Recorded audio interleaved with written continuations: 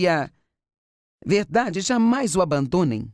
Prenda-os ao redor do seu pescoço, escreva-os na tábua do seu coração. Mas há algo aqui que, se você não estiver olhando uma tradução amplificada, você não pode entender. Eu amo o que ele diz aqui, que o amor, a misericórdia e a bondade, que exclui todo o ódio e o egoísmo, e a verdade que exclui toda a hipocrisia e falsidade, jamais o abandonem. Algo que eu gosto de ensinar às pessoas, eu gosto de me lembrar, é que em vez de lutar com o que está errado em nossas vidas, o que nós devemos fazer é nos concentrar no que é certo. Porque se nos concentrarmos no que é certo, por exemplo, se muitas pessoas têm maus pensamentos e lutam com seus pensamentos, como posso parar de me preocupar? Como parar de pensar nessas coisas? Bem, na verdade é muito simples. Se você decidir pensar em algo bom, então o que é ruim ficará de fora. Em Gálatas 5 diz, ande no Espírito e você não vai satisfazer os desejos da carne. Nos concentramos em não devo fazer isso, não devo fazer aquilo, não posso fazer isso, nem fazer aquilo. Mas, na verdade, se nós nos concentrarmos em louvar a Deus e adorá-lo, caminhando no Espírito, as coisas ruins não terão espaço para entrar. Eu acho que isso é uma coisa muito importante a se ver, porque nós sempre tendemos a nos concentrar nas coisas negativas. Mas se nos concentrarmos no que é positivo, então as coisas negativas não poderão entrar. Então ele diz, olha, se você andar, se você se concentrar em ser misericordioso com as pessoas e em ser bondoso, não haverá espaço na sua vida para odiar pessoas e ser alguém egoísta. Isso não vai entrar. Então eu não tenho que sair hoje e dizer, cara, eu vou tentar muito hoje ser misericordioso e não ser egoísta. Não, eu digo, eu vou me concentrar nas coisas nas quais Deus quer que eu me concentre e essas coisas simplesmente não encontrarão espaço na minha vida. Isso não é bom? Eu amo isso. Então esteja determinado diariamente a mostrar misericórdia e bondade. Verso 4. Então assim você terá o favor de Deus. Todos digam favor. Sabe, o mundo espera ter sorte. Mas nós recebemos o favor de Deus. E é muito melhor. Às vezes as pessoas me dizem boa sorte, eu respondo, não, eu não preciso de sorte. Porque a sorte é meio que, sabe, rolar os dados e ver o que acontece, sabe, se der resultado bom, tudo bem. Não, a Bíblia diz que quando nós servimos a Deus e colocamos a sua palavra em primeiro lugar, que nós temos favor com Deus e Deus nos concede favor com os homens. Você sabe como é valioso o favor? Sabe o que significa? As pessoas vão gostar de você sem nem saberem o porquê. Portas vão se abrir para você, oportunidades que serão absolutamente incríveis, sem nenhuma razão, exceto que Deus está lhe dando favor. Não é, puxa, você teve sorte? Não, eu não tive sorte. Deus concedeu-me favor em minha vida. Isso não é bom? Eu olho para a minha vida agora e algumas das decisões que Deus me levou a tomar foram realmente difíceis. E então, sabe, eu posso ver o favor que Deus me deu. Eu trabalhei numa empresa uma vez em que meu chefe queria que eu, basicamente, ajudasse a roubar algo. Eu era, na época, uma jovem cristã, mas sabia que estava errado. Eu não queria fazer aquilo e eu pensei que seria demitida, perderia meu emprego, mas ainda assim voltei para ele e disse, desculpe, mas não posso fazer isso. E sabe, nos anos que se passaram depois disso, eu acabei sendo promovida e promovida, até que apenas uma pessoa em toda a empresa tinha mais autoridade do que eu, e era ele esta pessoa. E quer saber?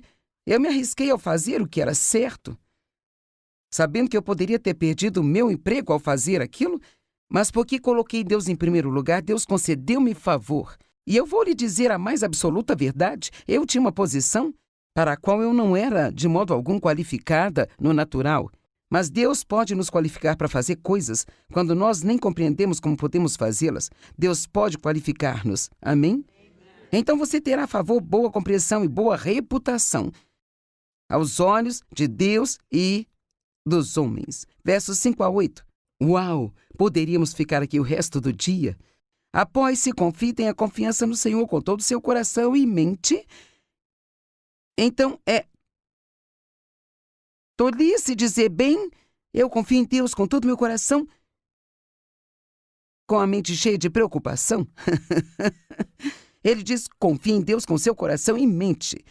Então, nós devemos acreditar em nosso coração que Deus vai nos ajudar, mas nós também devemos manter nossos pensamentos na direção certa com a ajuda de Deus, é claro, e confiar nele com todos os nossos pensamentos.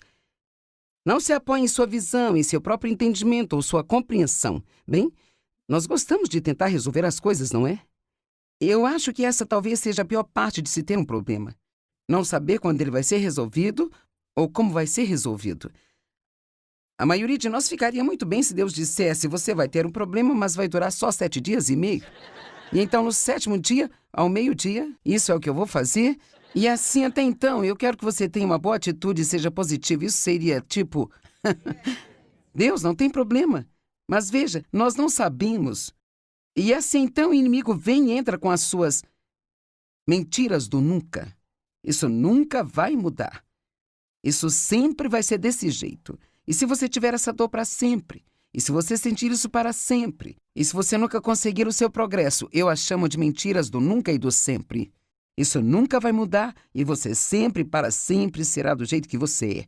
O raciocínio, ele causa confusão.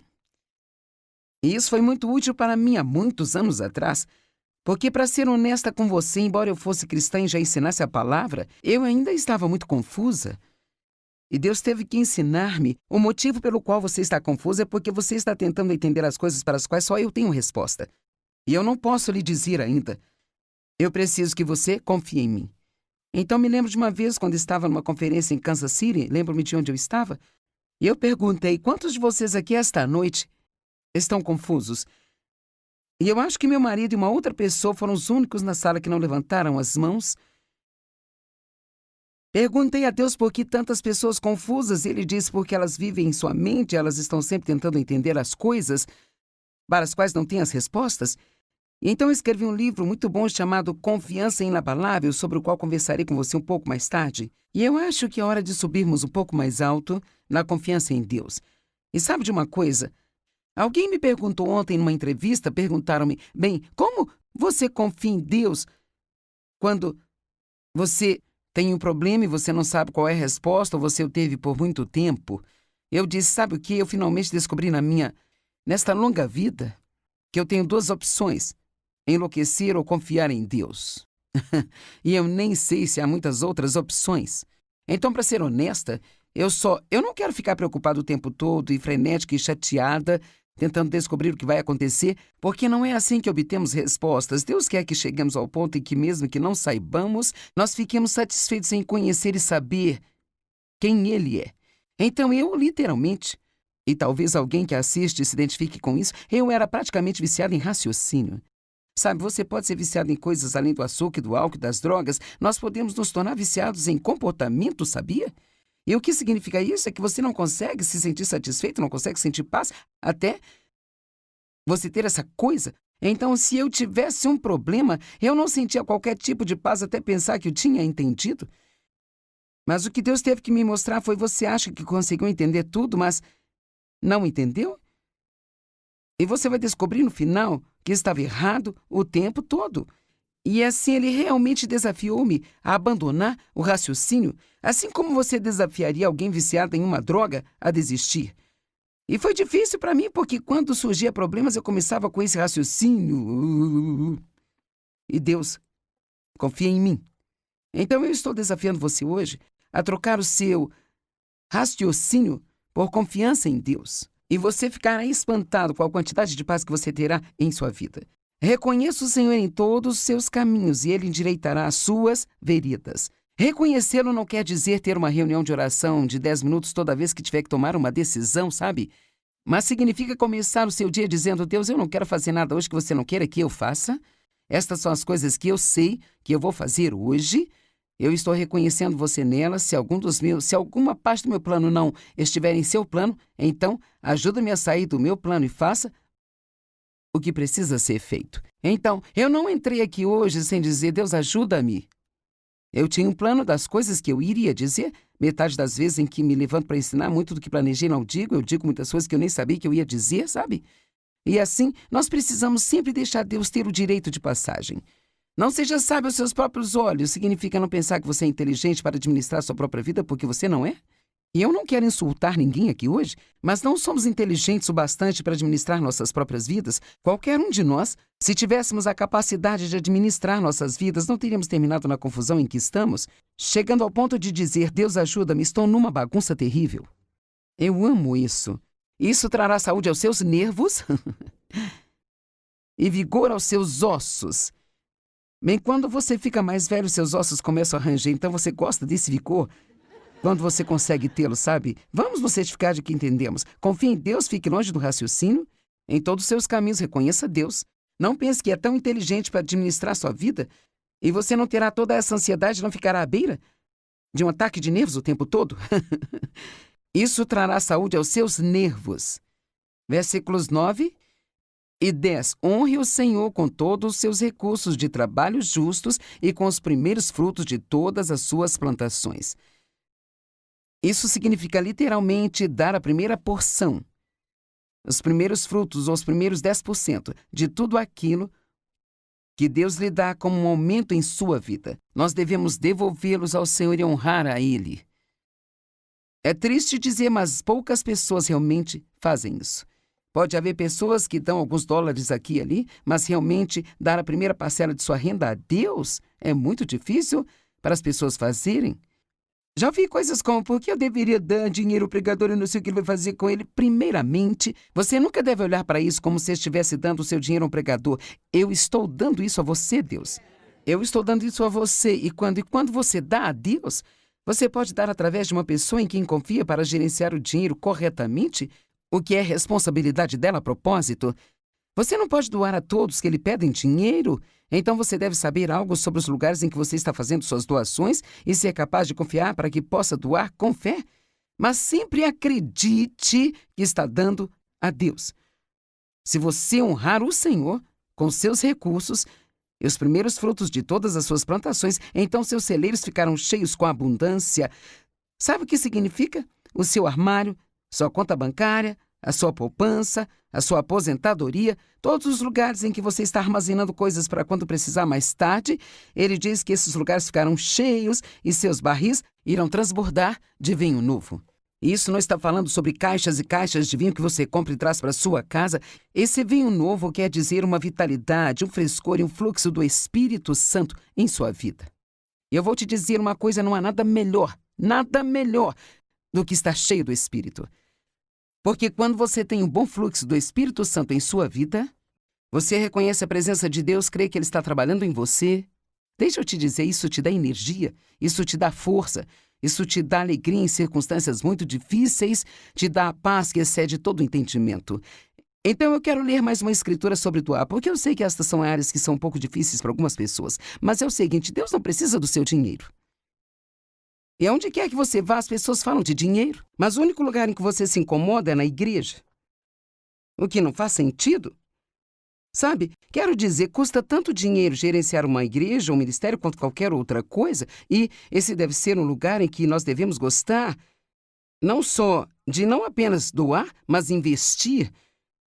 Porque aquilo que damos ao Senhor volta para nós multiplicado muitas e muitas e muitas e muitas vezes. Então, apenas mais uma escritura. Malaquias 3:10. Tragam todos os dízimos, o 10º da sua renda ao depósito, para que haja alimento na minha casa, e ponham-me à prova, diz o Senhor dos Exércitos, e vejam se não vou abrir a janela do céu e derramar tantas bênçãos que vocês nem terão como guardá-las. Eu não sei você, mas eu não quero perder isso. Ele não disse eu vou abrir as janelas do céu e mandar uma pequena bênção se você tiver sorte? Não. Deus nos promete o seu favor se o obedecermos e vou abrir as janelas do céu e eu vou derramar bênçãos. O que significa você não poder guardá-las? Não significa que seja mais do que você pode lhe dar, mas que você ficará. Você não conseguirá entender como você pode ser tão abençoado em sua vida. Então essa é uma promessa incrível e então continua dizendo, eu impedirei que pragas devorem as suas colheitas. Meu Deus! Versículos 11 e 12 está dizendo assim, meu filho, não despreze o castigo ou a disciplina do Senhor, seu Deus. Sua correção, por punição ou sujeição ao sofrimento ou provação. Agora não gostamos dessa escritura. Espere um minuto. Sabe? Você sabe que eu sempre digo às pessoas, primeiro eu digo aos meus filhos o que fazer. Se eles não ouvirem, então eu toco nas suas circunstâncias. Quantos entendem isso? Então Deus nos diz, está aqui em sua palavra, mas se nós não o ouvirmos, Ele nos ama o suficiente